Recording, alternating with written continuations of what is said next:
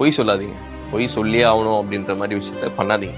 Especially நம்ம ஒரு problem avoid பண்றதுக்கு ஒரு சின்ன பொய் சொல்லிடும். பட் அந்த பொய்யை சமாளிக்கிறதுக்கு நம்ம நிறைய பொய் சொல்லி கண்டினியூ பண்ண வேண்டிய மாதிரி ஆயிடும். அந்த டைம்ல எப்பா ஓகேடா ப்ராப்ளம் சால்வ் ஆயிடுச்சுன்னு தோணும். பட் பிரச்சனை என்னன்னா உங்க கண்ணு முன்னாடியே நீங்க ஒரு டிஸ்ஆனஸ்ட் பர்சனா நிப்பீங்க.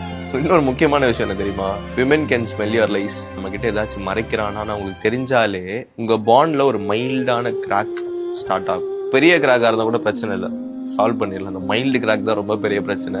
எங்க எப்படி வரும்னு எதுவுமே தெரியாது. பட் ஸ்லோவா உங்களோட பாண்டை பிரேக் பண்ணும். நீங்க ஒரு வாட்டி போய் சொல்லிட்டீங்கன்னு வச்சுக்கோங்களேன், அவங்க உங்களை மன்னிச்சிருவாங்க. பட் உங்களோட டிஸ்ஆனஸ்டி அவங்க மைண்ட்ல எப்பவுமே நிற்கும். So let us be honest. ஹானஸ்ட்னா என்ன தெரியுமா? ஒரு விஷயத்த சொல்றதுக்கு கஷ்டமா இருந்தாலும் நான் உண்மையா தான் இருப்பேன்னு சொல்லிட்டு நிக்கிறது தான் பீங் ஹானஸ்ட். இப்போ நீங்க ஹானஸ்டா இருந்தீங்கன்னா மேபி பிரச்சனை வரலாம், பட் உங்க மேல அவங்களுக்கு ரொம்ப நம்பிக்கை வரும். அந்த நம்பிக்கை ஏர்ன் பண்றது ரொம்ப முக்கியம். ஸோ போய் சொல்லாதீங்க.